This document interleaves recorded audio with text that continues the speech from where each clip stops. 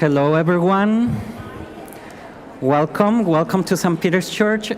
If you can take your seats so that we can begin this celebration of life in dance. Thank you.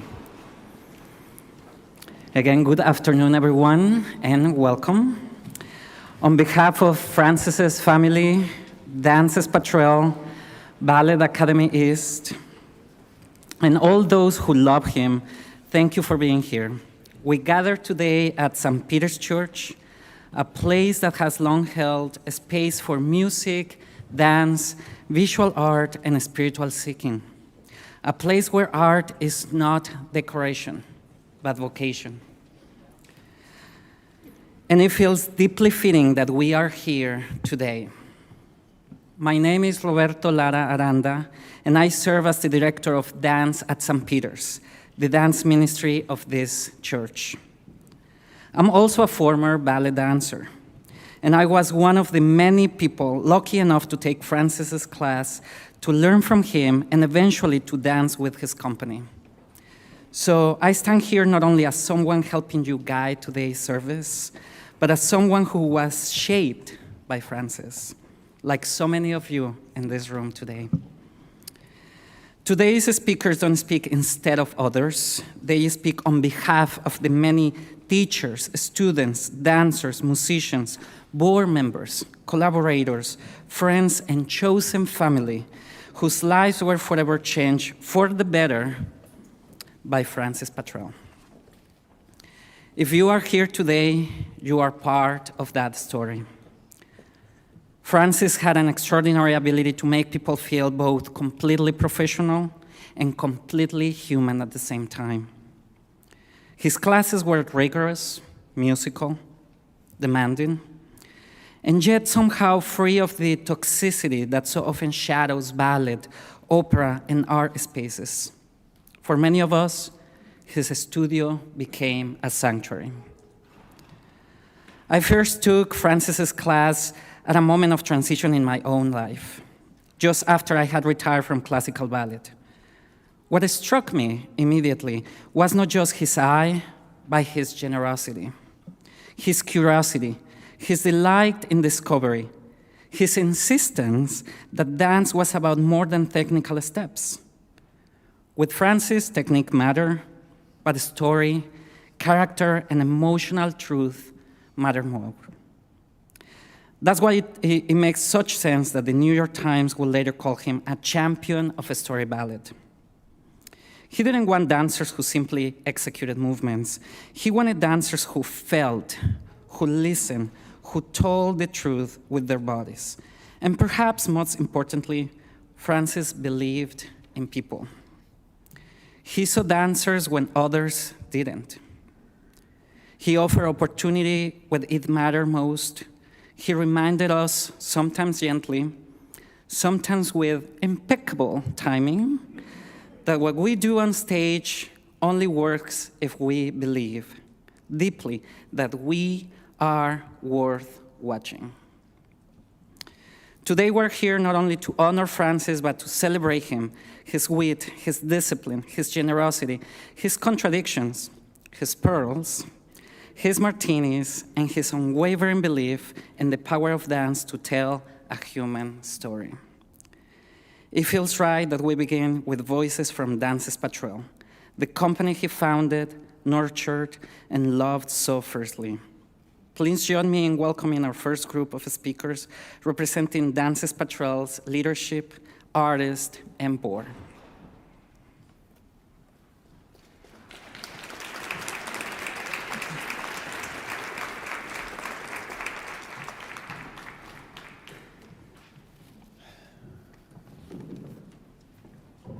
I want to thank everybody for coming out.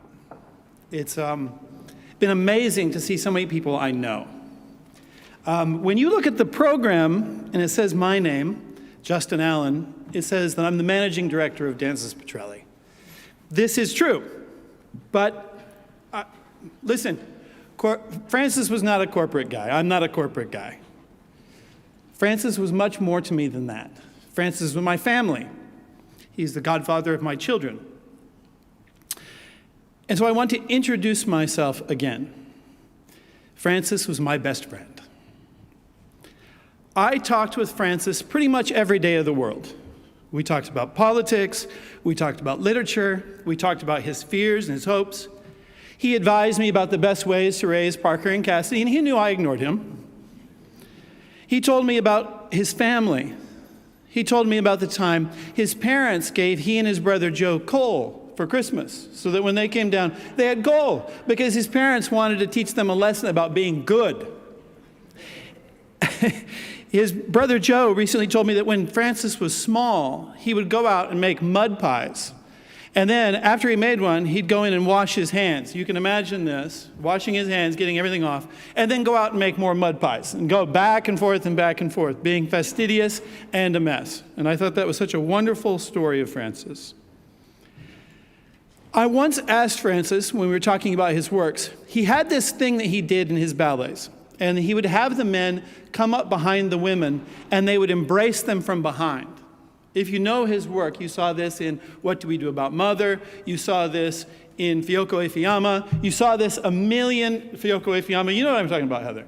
The men would come up and they would grasp the women from behind across the chest. And I said to him, why do they do that? And he said, because when he was growing up, the men in his family would do that to the women. This was their way of showing love to each other and demonstrating it to others. So he did this in his ballets. He also told me about his time in school and all the times he was bullied. And some of these are going to be hard to get through, everybody. So be patient. He told me about when he graduated from high school, all the other kids booed and called him names as he crossed the stage. So after all these stories, he would say the exact same thing every time. And you ask me where the ballets come from. Always. But when we talked, in all honesty, mostly we talked about you. Whoever I'm looking at, whoever's out there, we talked about you. Francis was so deeply interested in everyone he'd gotten to know. He wasn't interested in them as dancers particularly, or God forbid, some kind of an employee. He loved dancers, but so much more than that, he loved people. Francis used to say he didn't want to see your parts coming on the stage. He didn't want to see your feet or your elbows or your hips. He wanted to see you. Because Francis knew something that people in the arts oftentimes don't. Those are people. And he knew that. That's why his rehearsals and his classes were filled with joy, not toxicity. That's why he didn't harp against people's weight or how their technique was, or he didn't try to make them be something other than what they were. He knew that they were people, and they had their dreams and their hopes. This is also what the thing we talked about with the people. Francis was delighted to tell everyone about the people he knew who had gotten a second master's degree, who had passed the bar exam, who had published a book. And that's why he was so quick to collaborate with people. He collaborated with Patrick Solori, with Leda Meredith, with Ilona Nambasan, with me. He wanted to be a part of the things that people loved. Why? Because he loved you, all of you. Certainly not your wrists or your elbows or your hips or any of that kind of business, no matter how well you used them. So the last time I spoke to Francis, he was in the hospital. He called me and he was in a kind of a fit. He'd already had surgery on his hip and he was in pain, and frankly, he was in despair. And what he said to me was this: Justin, I am terrified. I'm terrified. And I lost contact with him, and that was the last thing he ever said to me. So I immediately, of course, began cyber-stalking his family, and I got a hold of his brother Joe. And Joe and Barbara had already been worried because they didn't know where Francis was. He had just sort of disappeared from his home. And so I got a hold of Joe, and Joe went to take care of his brother. And it's so wonderful. I've gotten to know Joe a little bit over the last few weeks, so I talk to him somewhat regularly. And he told me a story that when they were kids, some local kids were being nasty to Francis, and Joe leapt from a moving car to beat the shit out of them. And finally, their father had to pull Joe off. So it goes without saying, Joe once again came to the hospital to be with his brother because he knew, like me, that Francis was once again terrified. I'm going to be honest. Fear was a huge issue for Francis. Huge. All his life, he lived in fear. I once suggested going to the restaurant across the street from Ballet Academy East. It was called Brother Jimmy's at the time. And Francis wouldn't go because that was the kind of place where the men who were there would beat him up. It's pretty rough. I can't imagine this. But I also imagine the bravery that, in spite of all that fear, every day he walked out into the world with his jacket and his tie and his pearls around his neck and his jewels on his manicured fingers. In recent years, as Francis knew he was failing, he was most terrified that everything he had built would be destroyed or taken from him. So, show of hands. Who here has danced in, seen, or had children in the Yorkville Nutcracker? Oh, my goodness.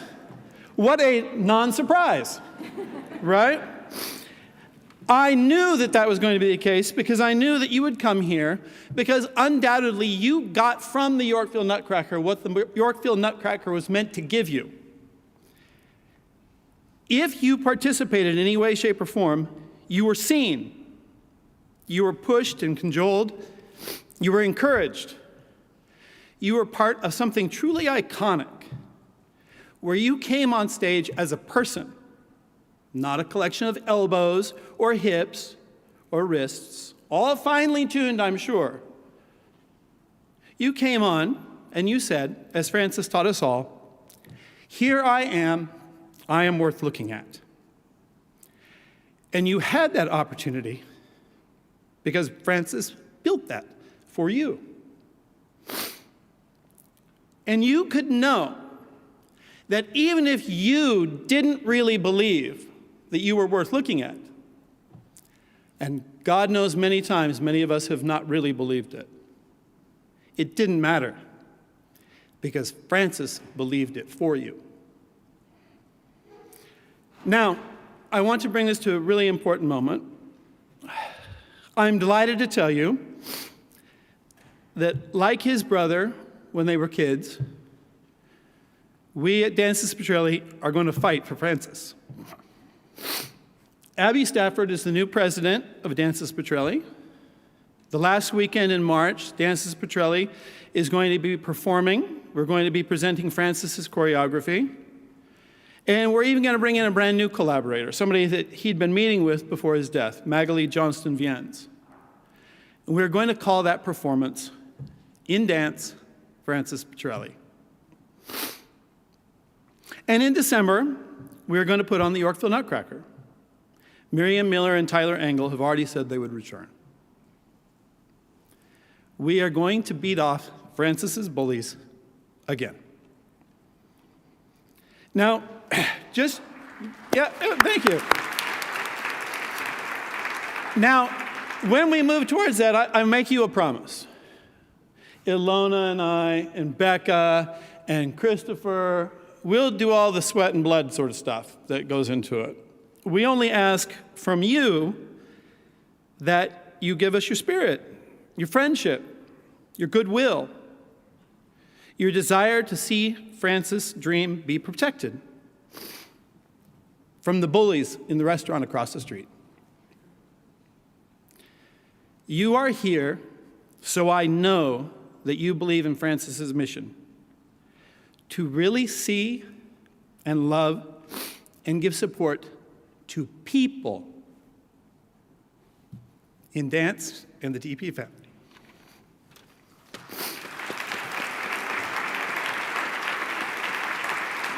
And now, Jenny? Yes, thank you so much.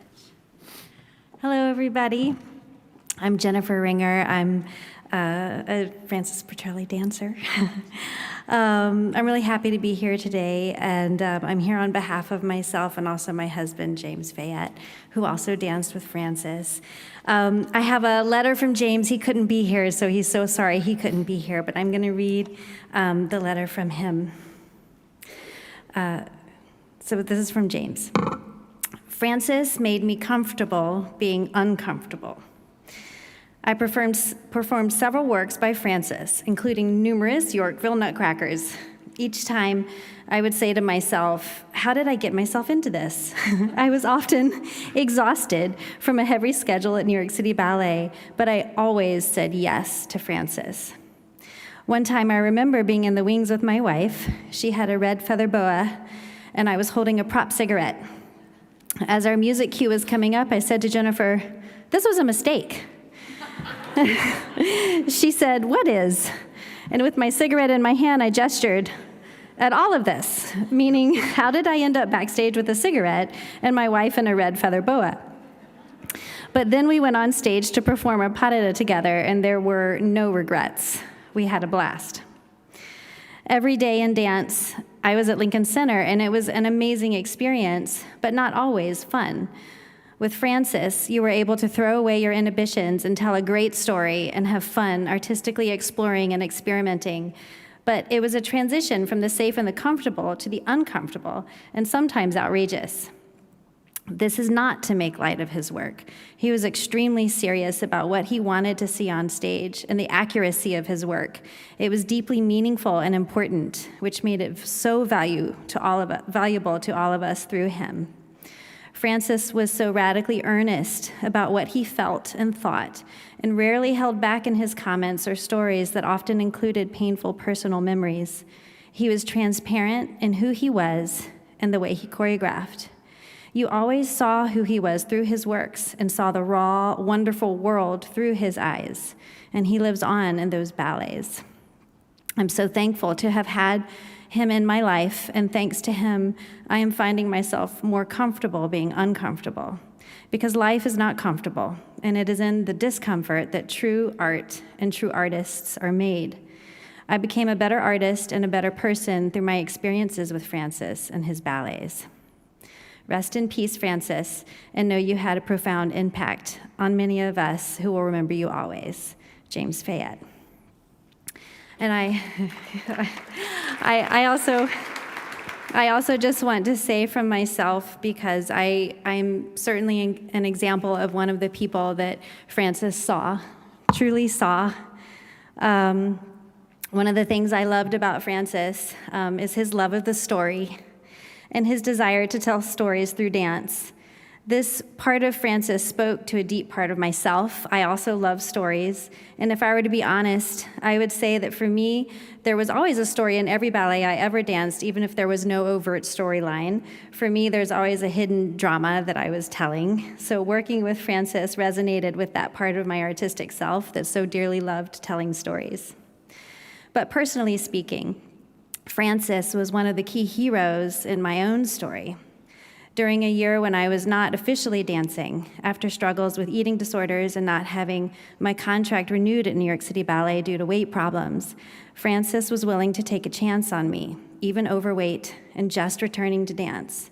And he invited me to be his Juliet opposite James when he revived his Romeo and Juliet here. Francis saw people.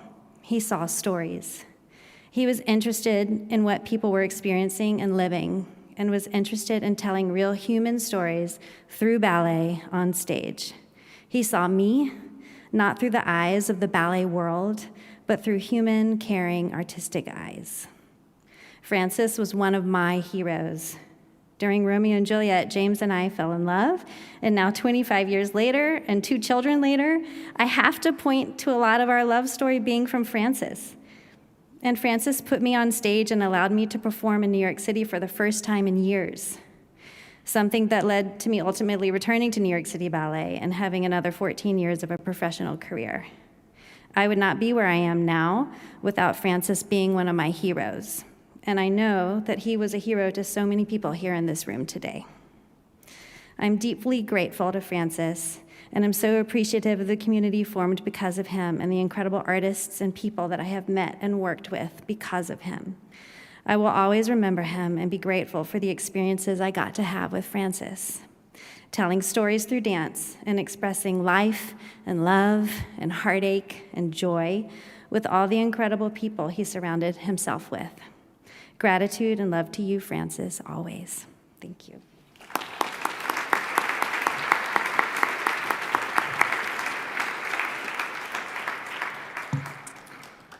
Good evening. I am Joni Petrie-Scholes, which are both terrible last names.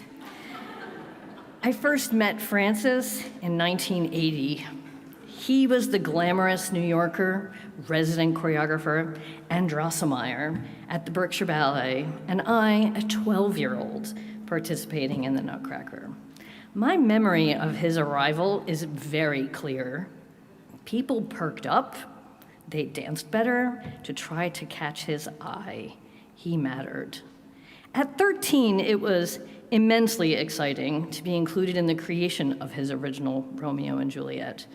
Learning the detail of how to tell a story, to make each gesture and personal connection translate to the audience, helped me build the skills I would always use. Watching the professionals evolve under his guidance resonated and was life-changing and inspiring to me. Always a small private word from Francis would have big impact.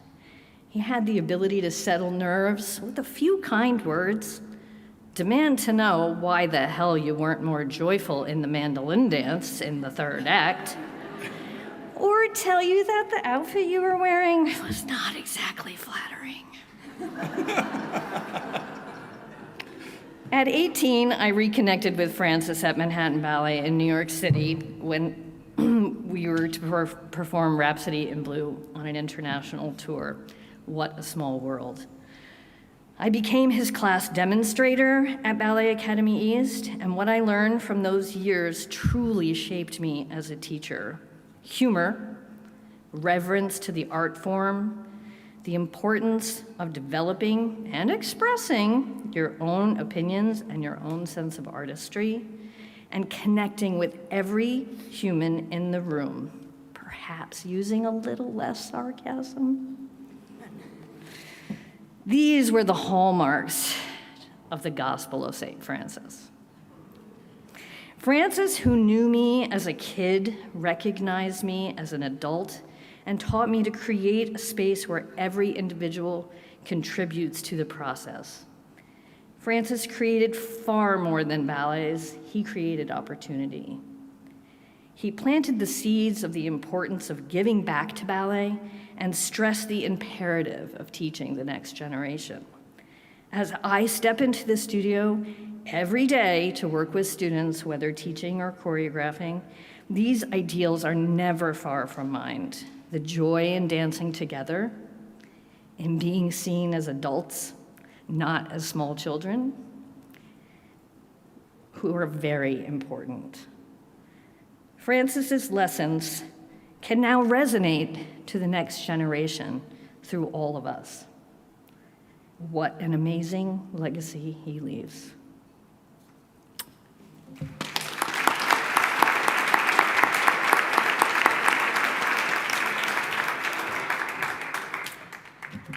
I'm Carmen Tagle. We're in black and blue, and no Bartok but pearls. Francis. And yes, life is not an adagio, so I'm going to speak fast in 90 seconds. In the old days, when we were younger, and we would go traveling, all of us, we would, and before the advent of iPhones, we would take slides. Remember slides? And then we would come home and bore our family and friends with them.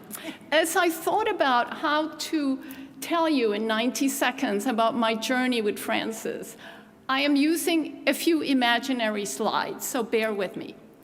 Slide number 1 is me in 1980, looking up at the steep stairs at Ballet Academy East on 79th Street and thinking, I always wanted to learn ballet.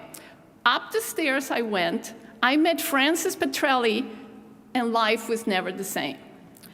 A typical Saturday morning for Frances consisted of teaching 4 open classes back to back at Ballet Academy East, followed by a grilled cheese and tomato sandwich at the corner diner, and then jumping on the Bonanza bus to the Berkshires, where, as Joni pointed out, he spent half the week. He was teacher, dancer, and choreographer. And yes, dancer. Slide.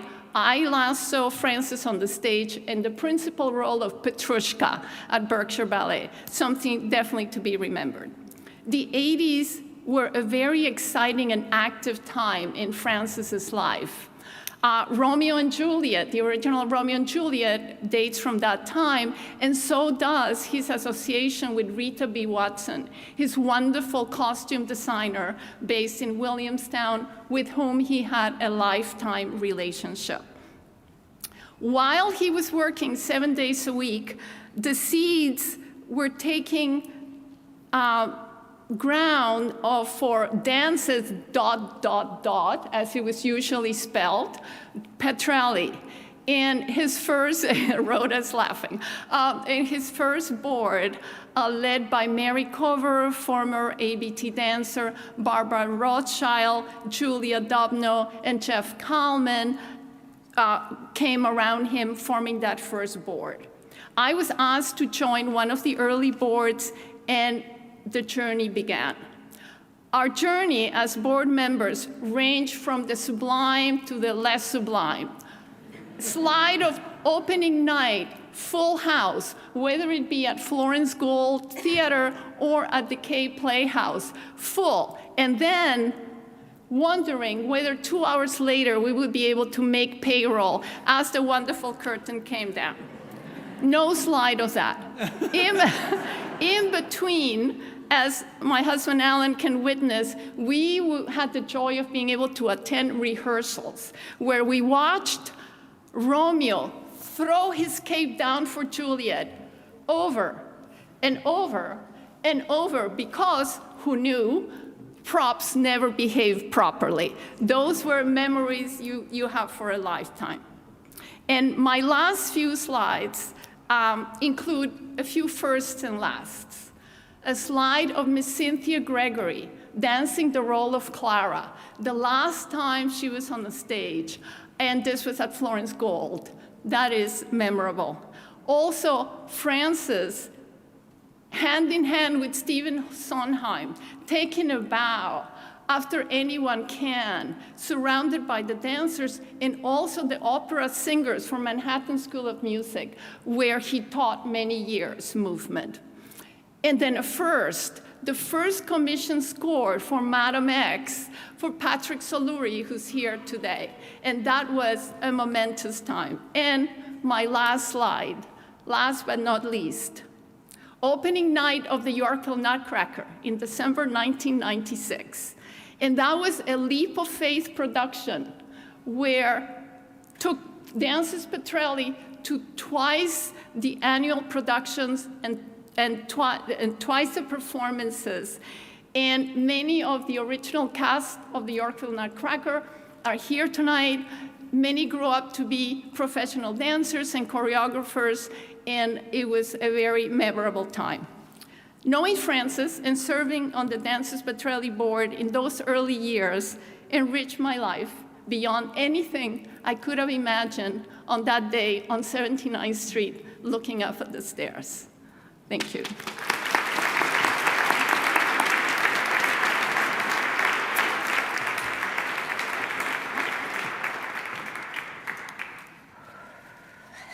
This is surreal. Somehow I never thought this day would come, but here goes.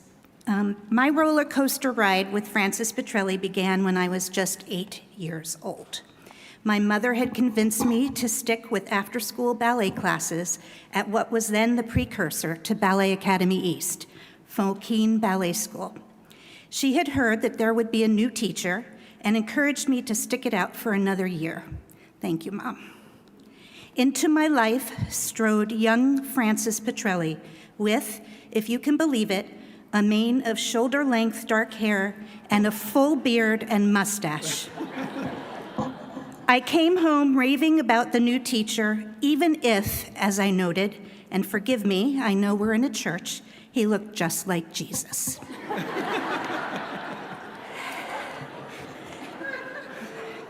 For real. Fast forward many years of wonderful tutelage until the turning point of our relationship came. I was 25 years old, having a cup of coffee with my revered Mr. Patrelle. And the question he set before me nearly knocked me off my feet. Not an uncomfortable feeling for a dancer. Not a comfortable feeling for a dancer. Would I consider taking the position of managing director of his then 3-year-old ballet company, Dances Patrelle?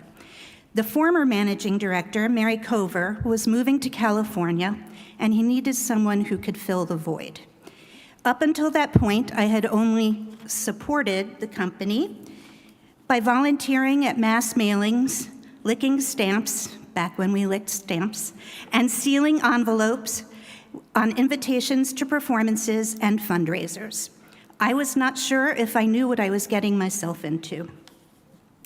What an adventure I embarked on. Frances took the risk of taking someone with a passion for dance and steering that passion into directions I never knew existed.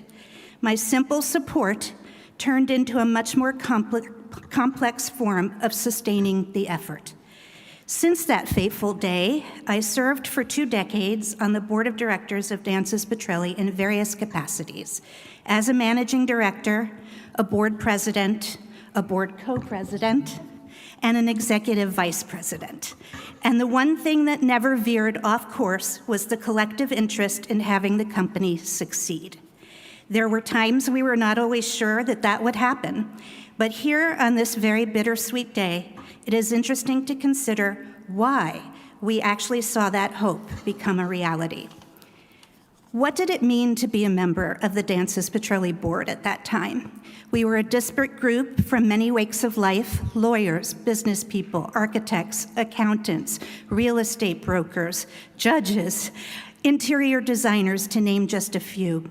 We shared one and only one common interest.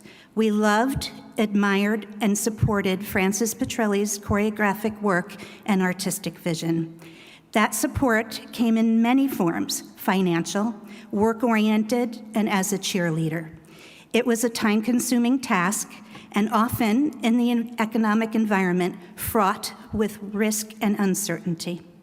However, that one unifying bond seemed to have been the undercurrent of our company's success. Dances Patrelle is a different kind of company, as we all know and have already discussed.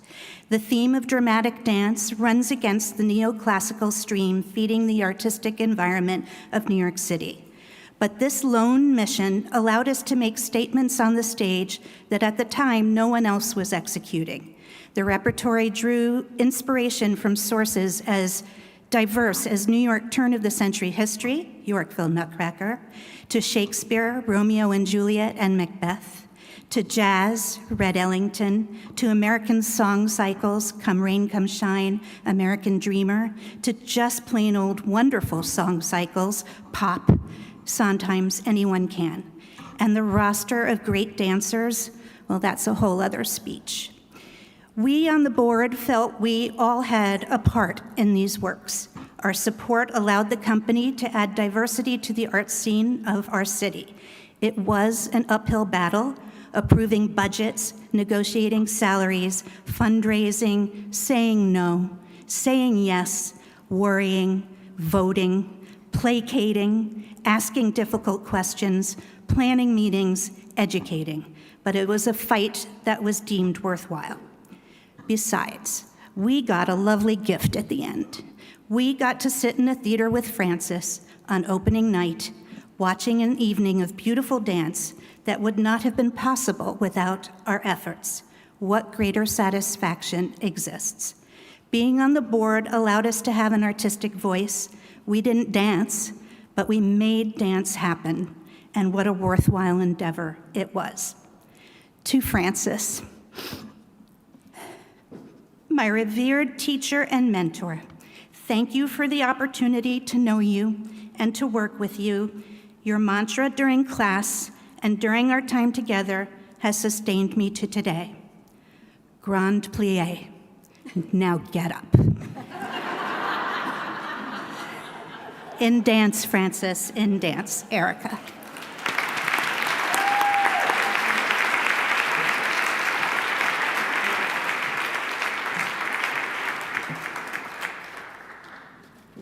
Well, I'm Ruth Pickholtz.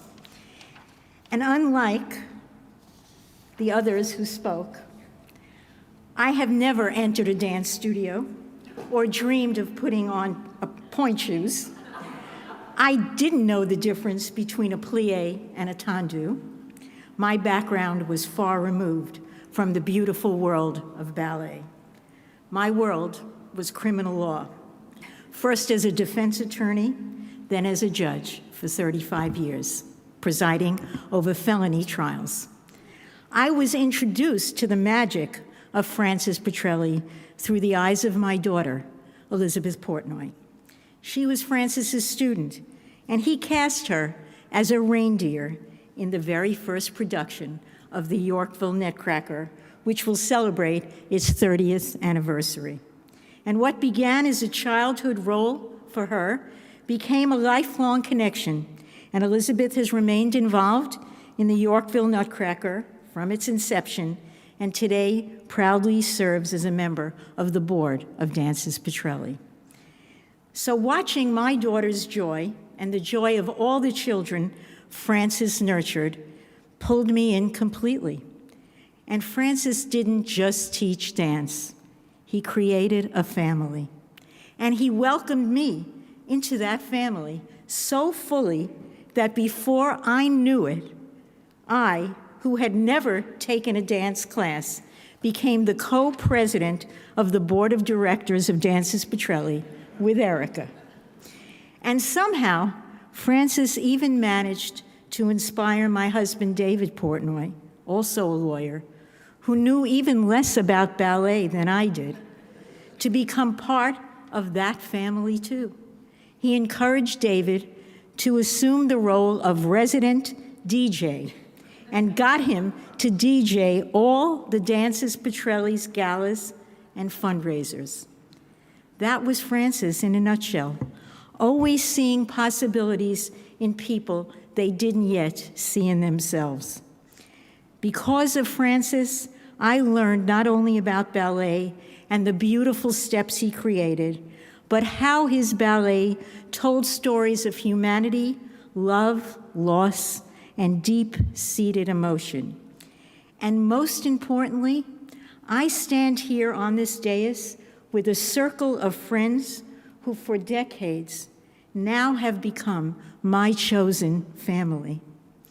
I will miss Francis deeply, especially his almost weekly phone calls, which never began with a simple hello, but always, Ruth, guilty or not guilty? What are they? In a word, Francis, I'm guilty of having the greatest respect and admiration for you. You were a creative force who changed lives, built families, and told our human stories through dance. I am forever grateful to have been part of the world you created. And Francis, you did teach me the difference between a plie and a tendu. Thank you.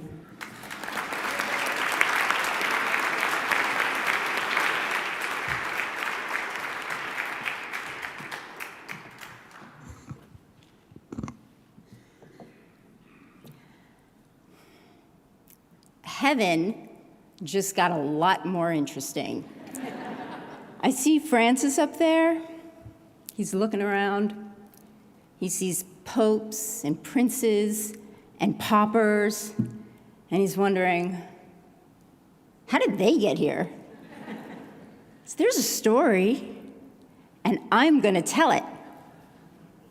Excuse me, St. Peter, we're gonna stage it in the basilica, and now I don't have to pay the K. Excellent. Okay.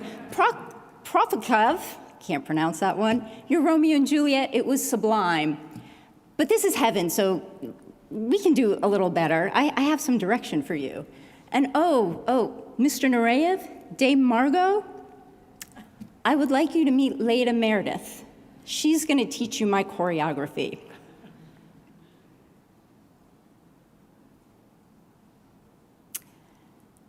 And for costumes, oh, look, it's Marie Antoinette's dressmaker. You are fabulous. Except whether I'm in heaven or earth, it's always going to be Rita Watson. But here's a ticket to my ballet. Please, sit with me. And now for the gala. Oh, wait, it's heaven. I don't have to raise money. Excellent. Champagne, caviar, vodka martinis for everyone. We're all invited. It's going to be fabulous. And the whole time, he's bickering with Dick Andros about God doesn't even know. God's like you two. Go in the corner. I have a universe to run. Think about it. He hasn't even been there a month, and he's already got Dick Andros in trouble, and God's in a kerfuffle, and all because Francis needs to put on a ballet and tell a story. But that's what truly, truly drove him.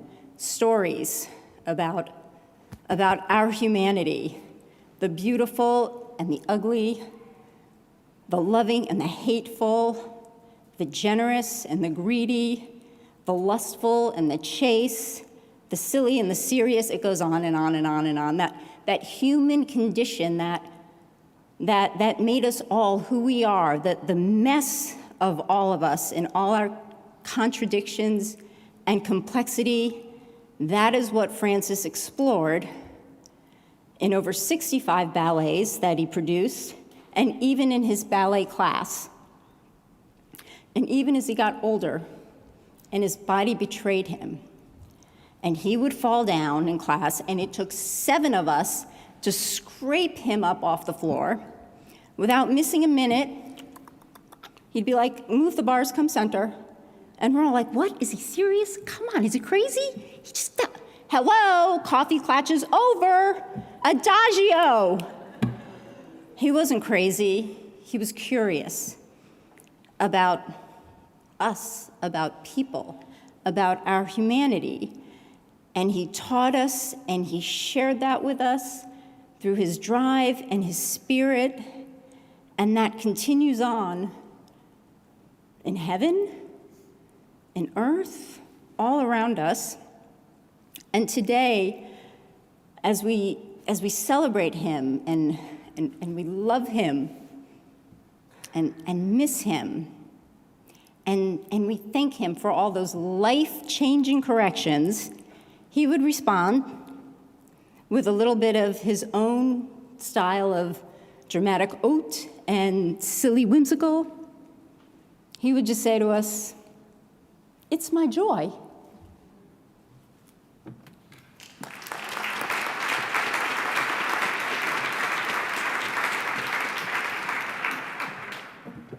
I think you're in for a lot of quotes, Francisisms today, so I'm going to start with another one.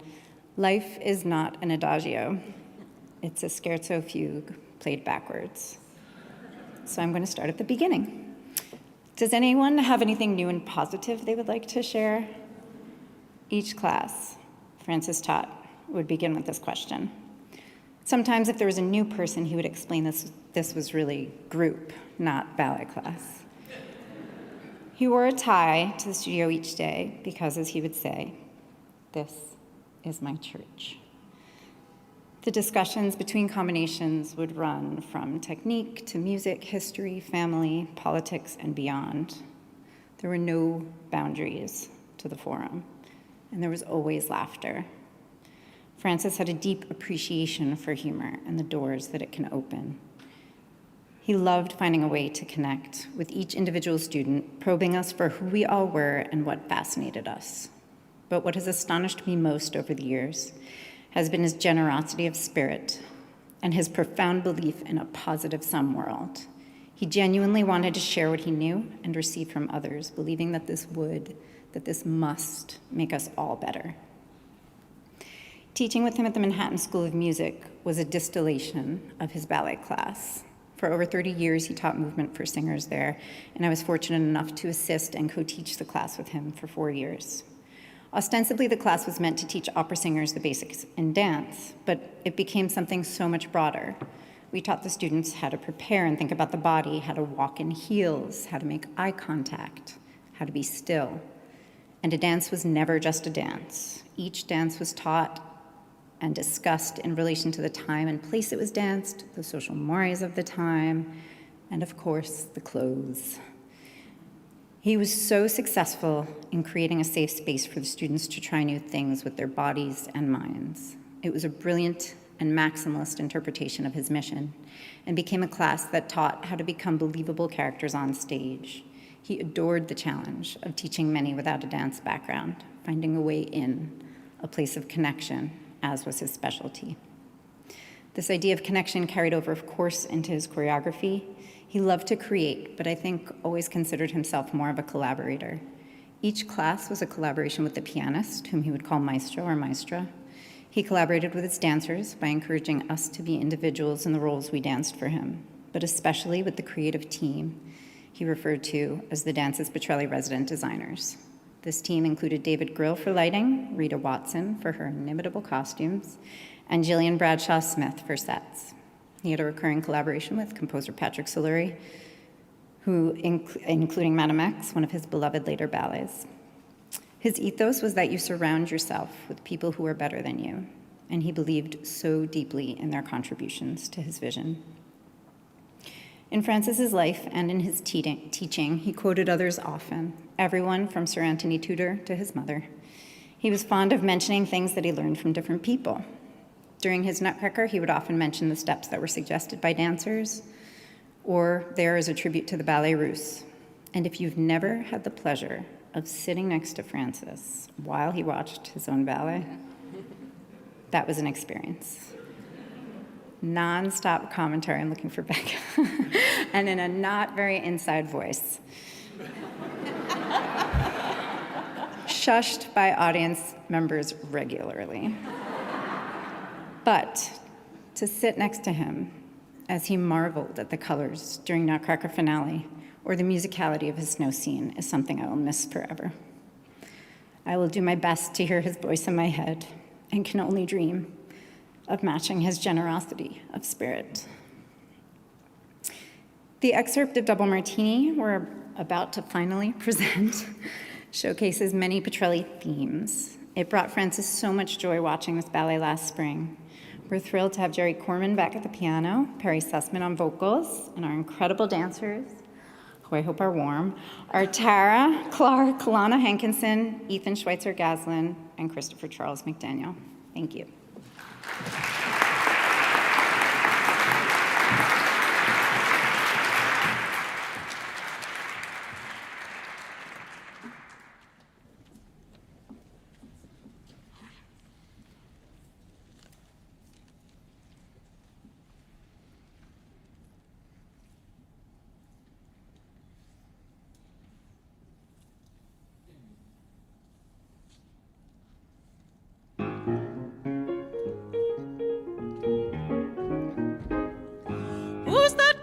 Down the street, who's that looking so petite?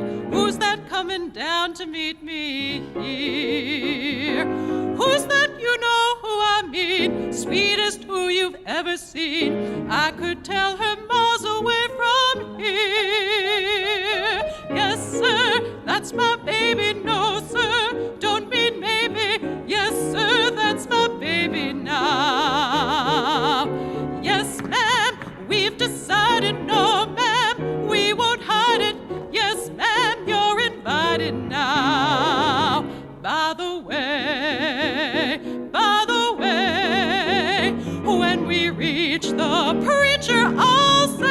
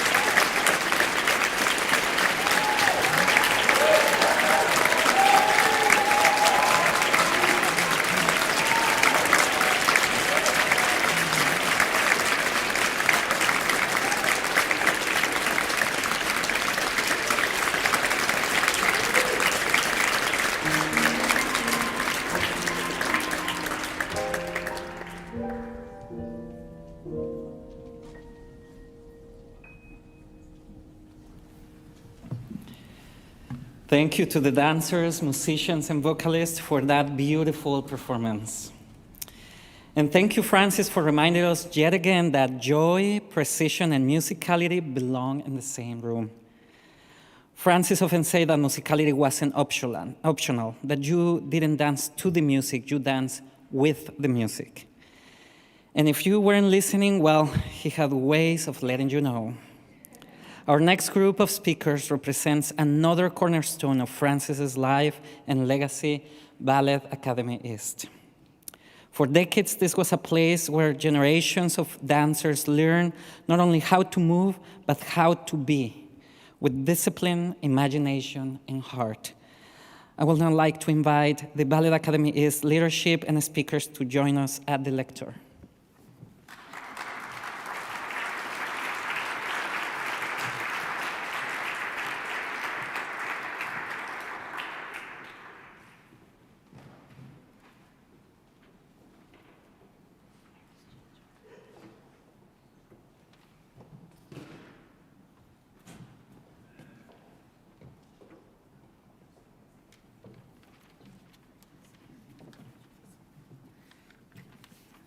Hello, everyone.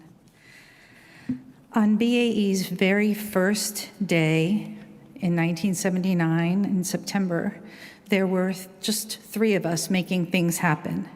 I was at the desk, Douglas Schultz was at the piano, and Francis Patrelle taught every class, including the pre-ballet classes. That was 46 years ago, but I first met Francis 8 years before that, when he was a young teacher and I was a 12-year-old student at the Fokine Ballet School. I can still remember what a big presence he was in the studio, how he inspired us to feel the music and reminded us why we danced. Every class was infused with Francis's wit, humor, and lightness. Most of all, his energy and passion made you want to do your best and try for more. I feel so lucky to have had Francis Patrelle as a teacher, and then, years later, when the opportunity arose, to have him as the first teacher on the very first day of BAE. As Francis's choreographic career and company grew, and as the school expanded, he remained deeply loyal and supportive of BAE. Many longtime members of the BAE faculty first came to the school because of Francis. His impact on BAE, on me, on all of us here cannot be overstated. I am so very grateful to him for that. Francis understood how important it was to encourage dancers. Whether you were a young student or a principal dancer, he believed it was his job to bring out your best, and he did that by making you feel he truly believed in you. That is why his students loved and were devoted to him, and why, along with his choreographic talent, of course, the greatest dancers of our time wanted to work with him. I have so many fond memories of Francis, as we all do, but my most cherished are of seeing him in the studios at BAE. Every class he taught was an event. Every moment in class was special. When he would say, "Maestro," and "Adagio, please," you could feel the anticipation in the room. I will never forget those memories, and in honor of Francis, I will do my best to make every day a special event.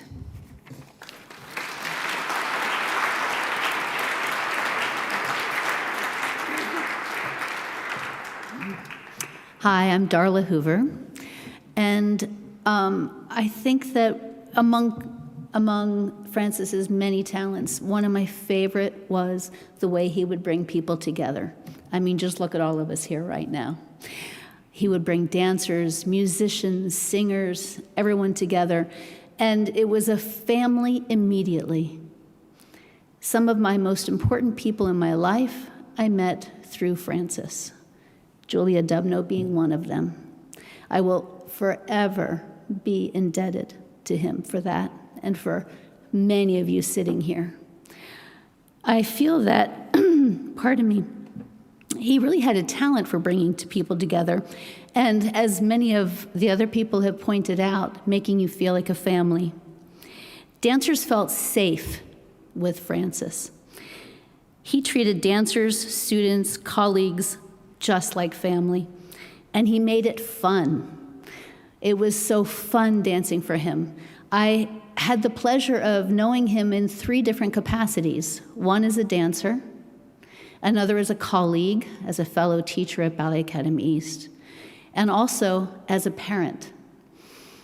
And each one of them was filled with love and nurturing.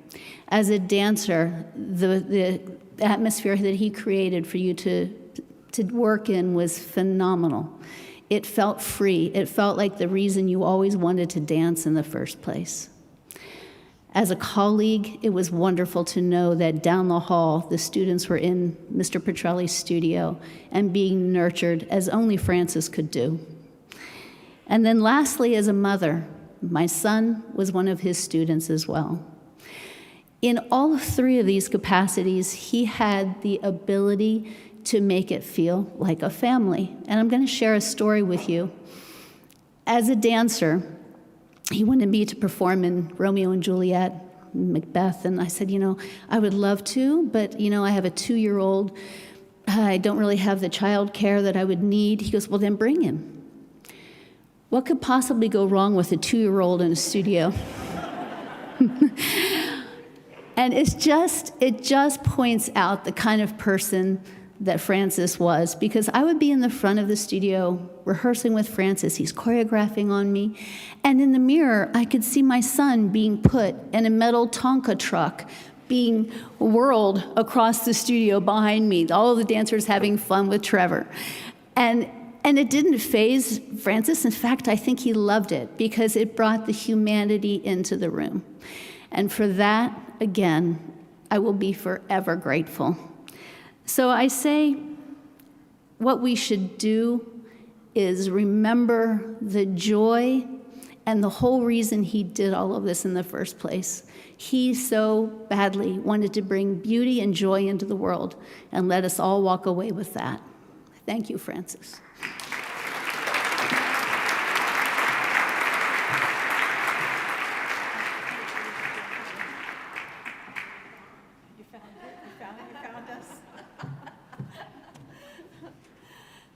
Hi, I'm Ginger Thatcher, and I'm really honored to be able to speak today about Francis.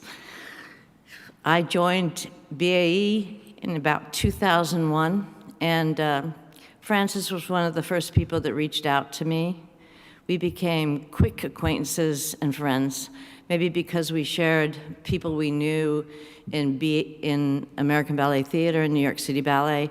I'd worked with those companies. He'd had them beautifully perform his amazing works, which I'd seen. And I think at the time I was on Broadway with Oklahoma, and so we got into that whole thing, and he loved musical theater, so I would look forward to the times when I'd come to either sub or teach, and he'd be sitting on the bench with his incredible, immaculate outfit. And I just loved it. He was the king of bling. He would have made my grandmother, the fashion queen, envious. And I loved it. And we would sit and we'd talk and we'd gossip. He loved the gossip.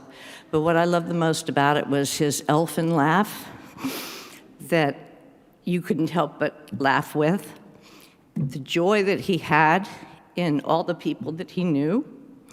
And I would go in and take his class, and he would come in and take mine. He would take the bar. And at one point in class, he said to his students, if you can't take from me, go take with her. And I was like, what? And I thought, how amazing that he would have that support for someone that he only knew for a little while, and yet he gave that to me. He supported my choreography. He had a gig at Carnegie Hall called the Lyric Recovery Festival, and he couldn't do it, and he told them they should hire me. And I was so amazed by that generosity and giving. And so I will say this, when I was in his classes, My favorite parts were when he would teach dégagés and frappés, the exuberance of it, and one, and one, and one, and two, and three. He had this amazing, and his beautiful waltz combinations across the floor. And every person that was in that class, whether they were professionals, whether they were people who had danced and were still taking class, or whether they were adults that were very serious about their classes, every single one was special. Every single one. The joy that he gave was amazing. And so I say to Francis now that I hope you're above the clouds in the ether, and you are teaching those dégagés and frappés and those waltz combinations, and that you are teaching everyone up there that beauty and love and compassion comes through the arts. Thank you.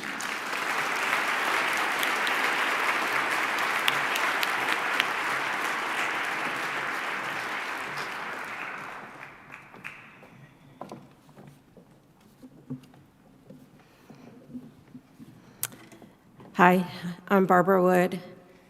This is Taggart Patrick, Regina Holohan, Rhoda Ribner, and Andrea Thau, and we are here representing the thousands of Francis's students. That was a hard act to follow, Ginger. But as we have heard and seen tonight, Francis trained and choreographed for so many beautifully gifted dancers. But an important part of his legacy was his dedication to teaching and sharing his passion with literally hundreds of adult students over many decades. Does anyone have anything new and positive to share with this group? This is how Francis would start each adult class, and it is a perfect example of how he brought together a dedicated group of adult students whom he viewed as family and who, in turn, viewed him and each other as family. The following remarks are a compilation of thoughts of those of us standing here, some of whom go back as far as the 79th Street studio, as well as others who share our love for dear Mr. Patrelle. Francis's classes were filled with sayings and corrections that were actually bits of advice about life. Here I am. I'm worth looking at. The in-between steps are important. Francis took the time to learn our names, who we were, and what we were up to in our lives. He saw all of us as artists and contributors to the ballet world and to his world. He was never patronizing and always taught class, no matter who was in it, with respect for the dancers and the art form. In doing so, he created a very special community. Redefine your tendus every class. They are a stretch, not a point. This is something else he would say every class. He saw in each one of us the potential to improve, and he pushed us, thoughtfully and respectfully, to be the best we could be. He emphasized those aspects of ballet that all of us could embrace, regardless of our age or physicality. Ballet is easy when you do it exactly right. Enjoy the stretch. These words of encouragement pushed us all forward. But ballet class with Francis Patrelle was always so much more than improving our tendus. His endless curiosity about all aspects of life, not just ballet, and his eagerness to share his knowledge with his students, whether about ballet, music, theater, politics, the Yankees, or whatever the topic of the day, made his classes unique. We listened. Life is not an adagio. We learned. I'm Italian. I can't cook without garlic, and you can't dance without a pomo. We laughed. What color is your tutu? We danced. Francis was always interested in our accomplishments and romantic adventures. He supported us as we married and had children, all of whom I think he viewed as his grandchildren, and many of them even danced in his nutcracker. He delighted in imparting valuable advice with his unique sense of humor. There's only one thing that's never too big: diamonds. A good prince is hard to find. Francis would light up when a pianist would play Gershwin, Arlen, Porter, or Rodgers and Hart. He would enthusiastically tell the pianist to let it rip as we attempted a complicated petit adagio. Where's the joy? He would demand. Francis was all about musicality and movement. He wanted us to feel the pure joy of eating up space. Move your tuchus. That was a favorite refrain shouted from Studio 5 during Grand Adagio. He always taught us as though we might someday put on the pink or white tights. He insisted that we all needed a beautiful string of pearls, and occasionally he called for a tiara. He understood that even if our physicality was limited, our passion was worthy of being cultivated. What a gift. He held space for us, always. Francis, you were our maestro. We were your disciples. You inspired us to do our best for you and learn the art form and its history and hear your fantastic stories. You taught us so much that will stay with us as we all continue our journeys as adult ballet students. Can we ever start center without hearing you say, why do we do the adagio? For our souls. Be one with music, Francis. We miss you.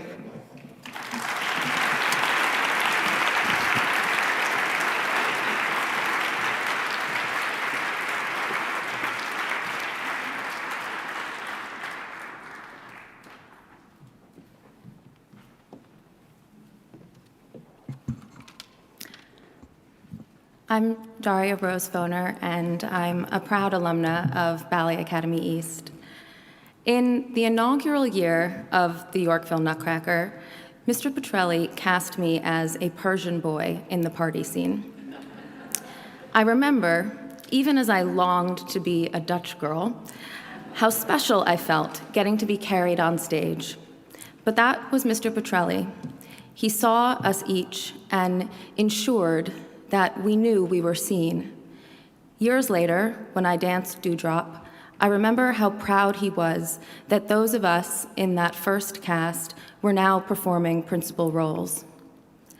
While I recall so many small details, his ever-present chapstick, love of farm cake muffins, or frequent evocation of Yehudi, what remains inseparable for me is his profound belief in musicality. That we were never performing steps in a vacuum, but always in response to the music. That the same step or gesture could mean a dozen different things depending on the cadence, the spirit, and the mood of the musical accompaniment. Mr. Patrelle also believed deeply in the beauty of épaulement, how something as simple as the turn of the shoulders could convey so many subtleties of expression.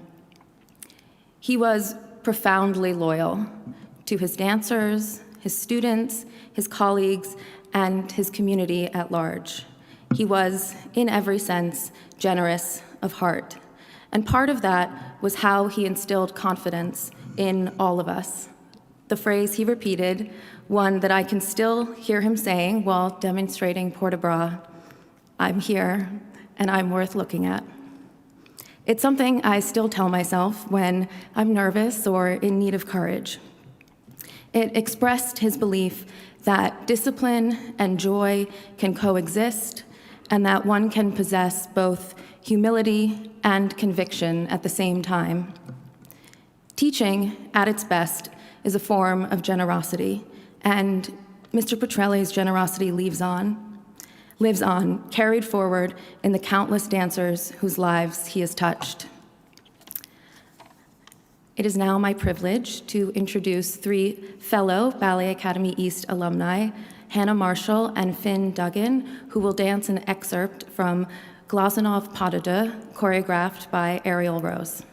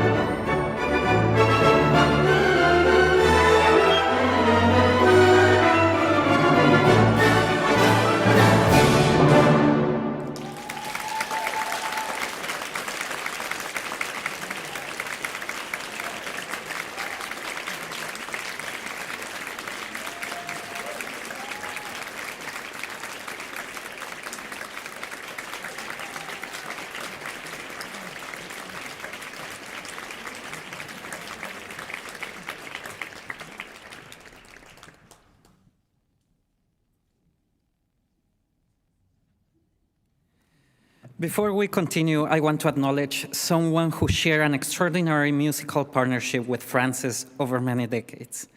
Pianist Michael Cherry accompanied Frances's classes at Ballet Academies for years, helping shape not only the rhythm of the room, but its soul. Anyone who took class knows this was not background music. This was collaboration, conversation, sometimes gentle argument, always in service of dance. Michael will now offer a short piece in honor of Frances on behalf of all the wonderful musicians who worked with him over the years.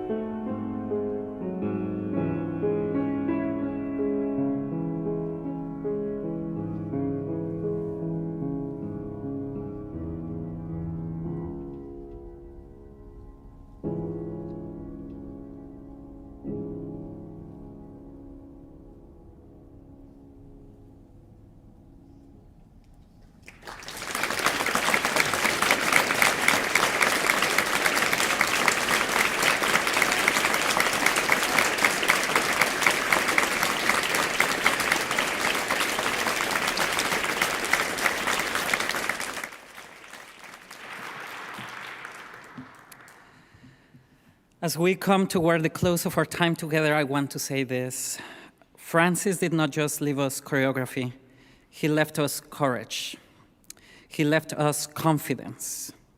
He left us permission to be fully ourselves, to take up space, to tell stories honestly, and to dance like it mattered, because it did. Many of us will continue to hear his voice in class, leaning on the bar, asking about our mothers, reminded us that adagio is good for the soul, or telling us very clearly when we were overthinking everything.